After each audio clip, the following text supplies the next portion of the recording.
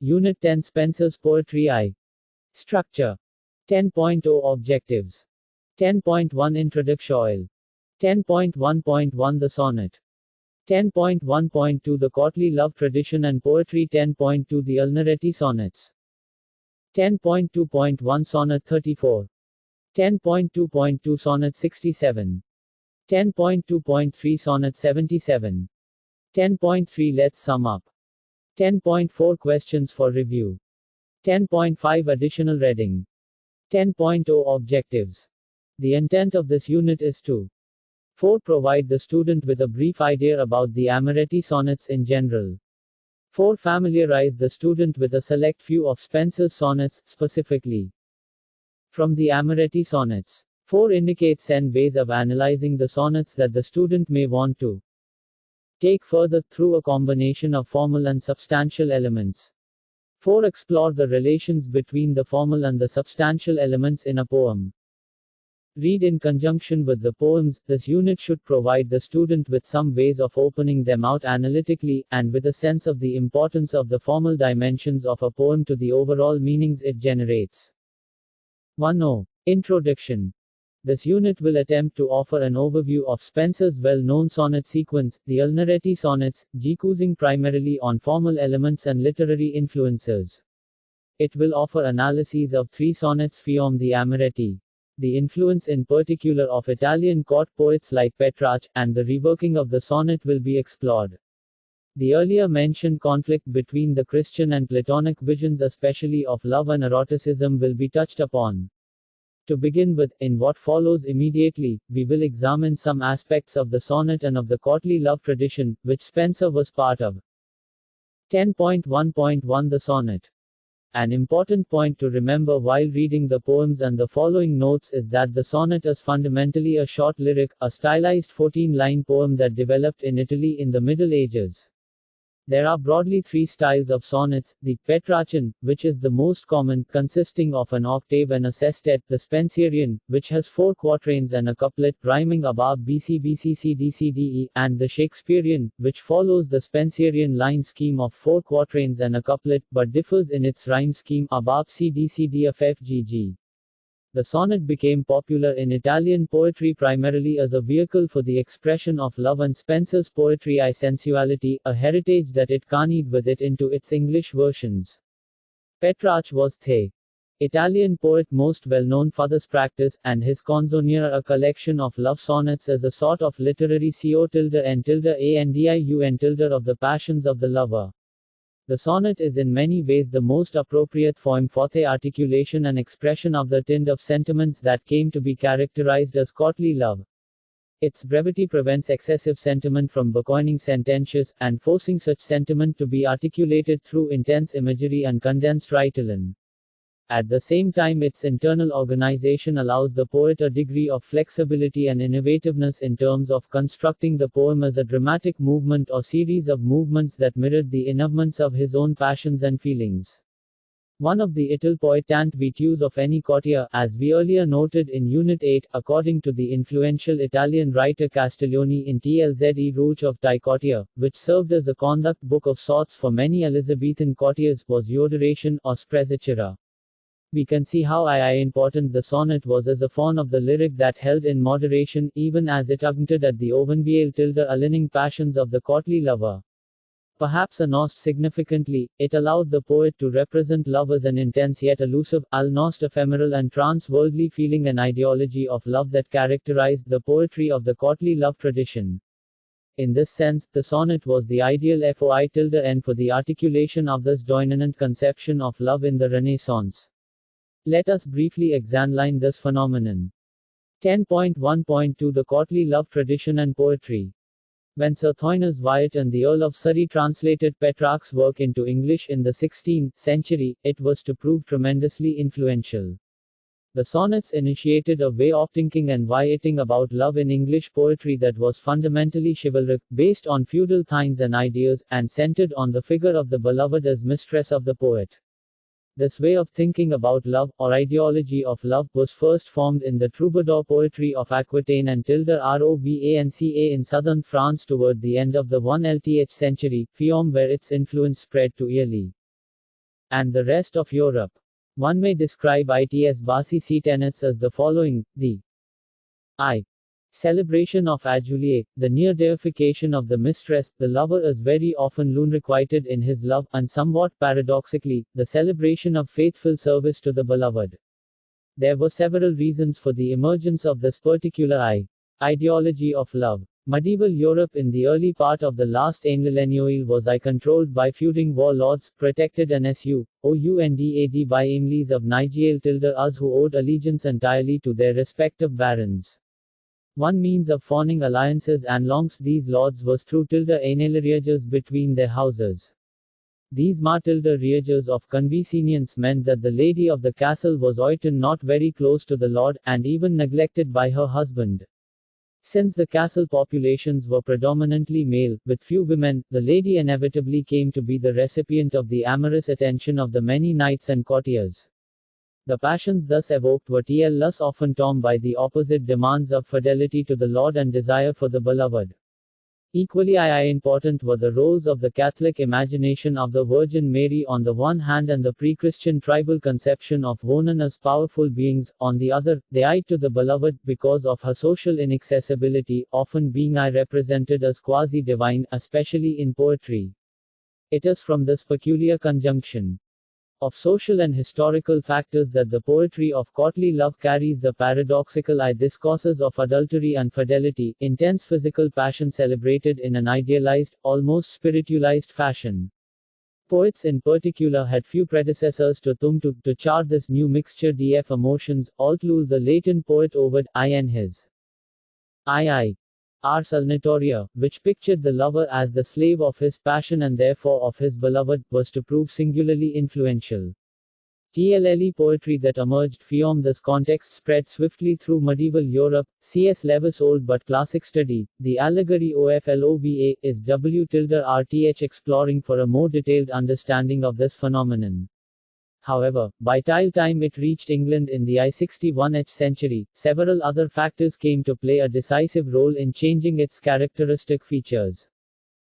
Poets like Sidney and Surrey continued in the veil one of the old courtly love poetry, particularly with the arrival of Elizabeth to the throne of England. She epitomized the type of the inaccessible innestress even more slug-lie than the egos of the beloveds in earlier poetry, and inspired the same kind of mixed and paradoxical fervor. The bellevity in the courtier poetry of TLLE time was thus frequently compassed in her inaccessibility to the queen herself. The INL poet difference was that Elizabeth, as queen, besides being T&ly unattainable, was also Phi-nc bold lord, and lady, tile courtier owed allegiance as well as fidelity. This resulted in an intensification of the language of deification in the A-glush poets. It is only in Spenser's Earth that a new language is forged, FB singly amorous with the divine in a way that liberated both from the contradictory pull of the other. We have noted the earlier units sign of the reasons for the elegance of Spenser as a new kind of poet. What we need to note here is that spread of a strict Protestant unoral code contributed substantially to the malting of Spenser's poetry. This code broke with the deification of the beloved in the Enold of the Virgin May, rendered her more thus worldly, thereby enhancing her desirability while simultaneously insisting on the importance of maintaining sexuality and desire within conjugal bounds. It must be noted here that such a language of restraint was already available in the Neoplatonic conception of love to be found in Petrarch, but Spenser's genius lay in aligning that language with a protest, stress on the importance of an *h for sexuality. This sense, the language of love that we will see in the Alieretli sonnets and in the Epitalarnio later, display the shift from the earlier codes of courtly love to a celebratory, thus worldly, and therefore realizable love that nevertheless emphasizes the sanctity of the love itself. Let us now examine the three sonnets of the Amoretti chosen for study, in this light. 10.2 The Amoretti Sonnets. The 101 Etty sonnets show Kanani of the typical characteristics of the court poetry of 16th century Renaissance England. Apart from its use of the soiled foreign, which was very fashionable by the time Spenser was writing, it also shares for instance the fashion of incorporating classical and biblical allusions and anal mythology. Another very popular idea that these sonnets share will one their contemporaries is that of the avowed intent of IGNOU not to deceive their subjects, in this instance, Elizabeth Boyle. While Spenser owes some of his imagery in particular to continental writers like the Italian 11 Oct Tasso and the Francese poet Ronsard, these sonnets are essentially variations on the Petrarchan sonnet, which Spenser was familiar with given the popularity of Petrarchan poetry in Elizabethan England, and through his own translations of Petrarch. The Petrarchan sonnet, like all sonnets, has 14 lines and is usually divisible into two parts, the octave 8 lines with the rhyme shuntilde a ababa, and sestet 6 lines with the rhyme cdigde, or its variants like cdc. Typically the Petrarchan sonnet also employs the Petrarchan conceit of the beautiful, yet unresponding, cruel and distant Innistress, beloved, the object of the sonnet's address. This figure was picked up and reworked by Elizabethan sonneteers, in translations of Petrarch and in original poems, till it became almost hackneyed. But the Petrarch of the Elizabethan imagination is the early Petrarch, obsessed by the instability of his passions, manifested in his poetry rough, the common device of the oxymoron. The later Petrarch, who seeks absolution percent such mutability, is picked up early by Spenser among the Elizabethans. In Spenser's versions therefore, the mistress is a much more accessible and responsive figure than the Elizabethan type or the early Petrarch. The entire sonnet sequence may be split roughly into 3 movements, or phases of passion. The first section, sonnets 1 to 36, is largely in a mode of complaint, and sees the illustress as tyrannical and his own love as oppressive.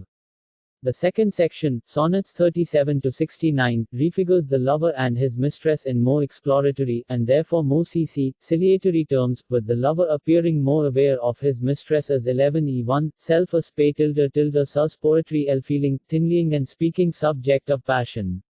The last section, sonnets 70 to 87, is ij. Reversal of the first phase, it sees the poet-lover as successful in his amorous enterprise, and tells of relation changed to word the subordination of the mistress to pleasure and will of the lover.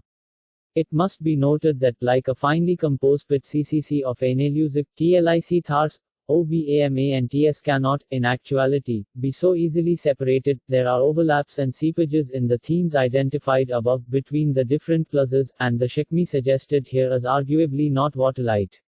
However, it has the advantage of providing us with a convenient idle on the complex Shantimchins ANCL attitudes expressed in the sonnet sequence. The 3 sonnets chosen for study in this unit may be seen as belonging respectively, 1 to each of the 3 movements identified above.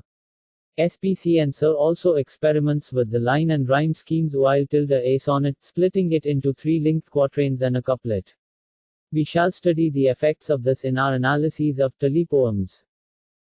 10.2.1 Sonnet 34. The sonnet, as you have noticed, is implicative of several of the occupations of the first movement. Its tone of complaint, its sense of sign and despondency. Its depiction all took Bellavicidi as a remote, almost inaccessible one eancl in its overall SCNSCO subjugation.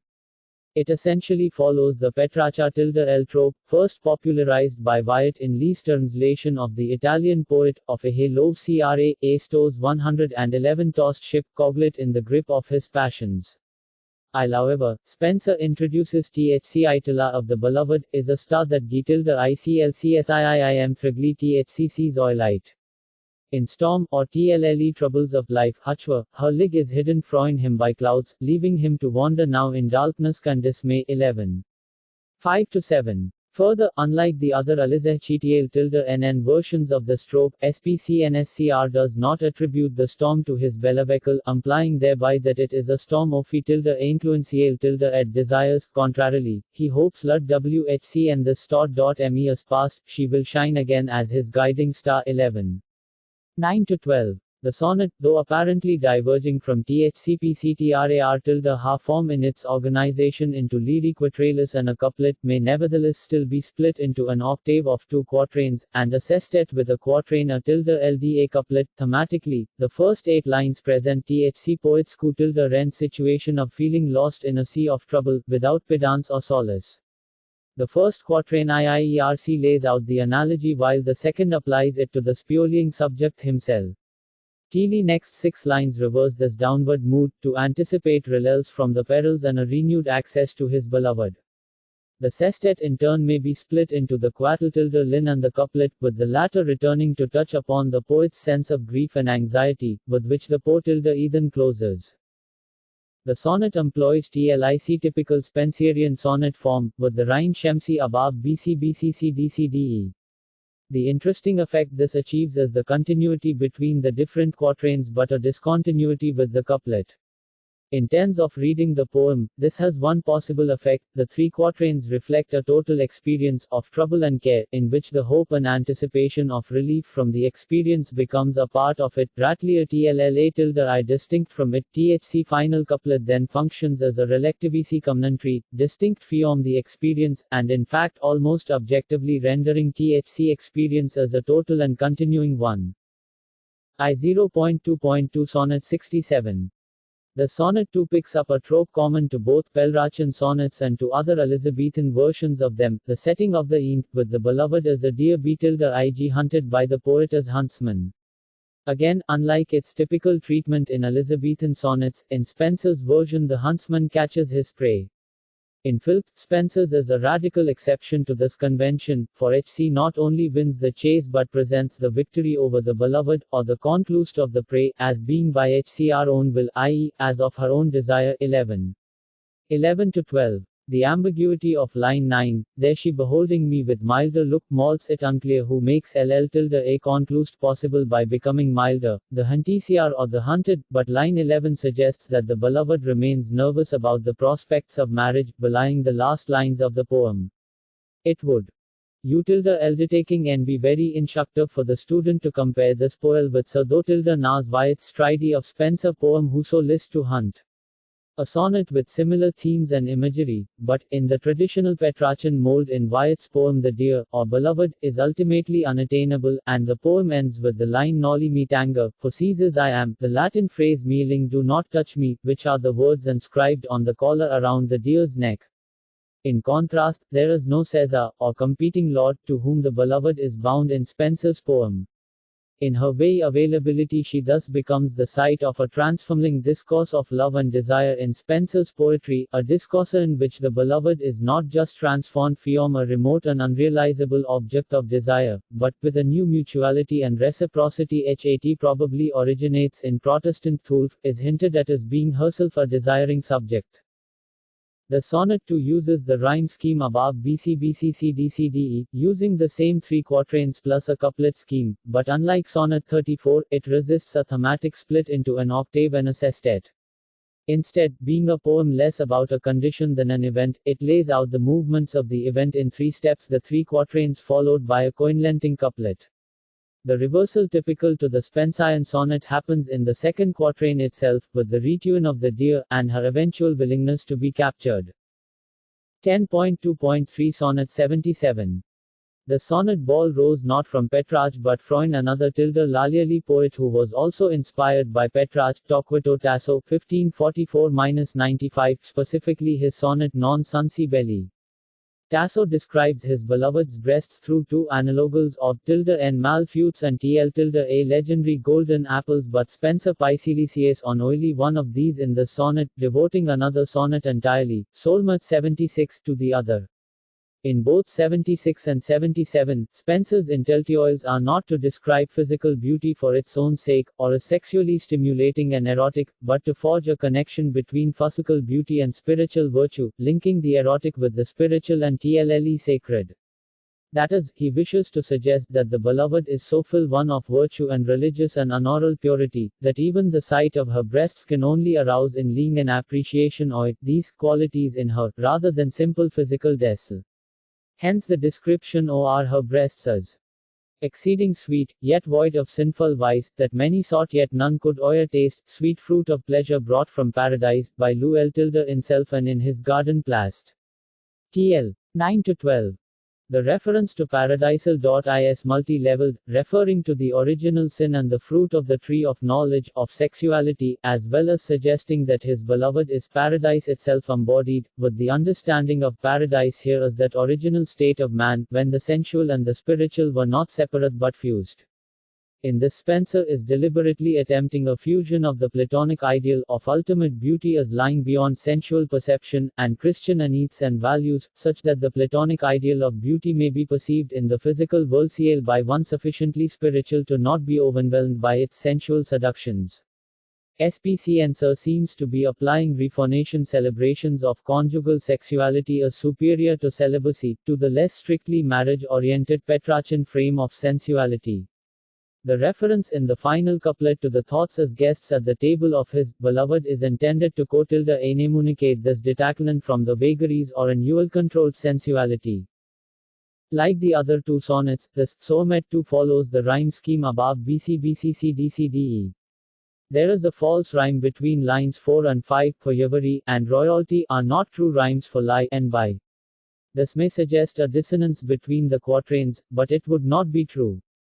Firstly, the overwhelming theme of the sonnet preempts any such dissonance, holding the poem together on the unlikely comparison of a beloved's breasts to a table laden with delicacies. Secondly, we must remember that such rhyme patchworks were intended to provide a totality of linked and related experiences. As such, false rhymes were a permitted poetic liberty, basing the yin on spelling rather than sound. We may therefore treat the rhymes as true ois and regard the quatrains as part of a single experience, fusing the sensual and the spiritual or religious, rather than as discrete and disconnected parts of one event. Like Sonnet 34, this one too describes a condition rather and an event, as in Sonnet 67. However, more like Sonnet 67, the Sonnet 2 cannot therefore be split into an octave and a sestet.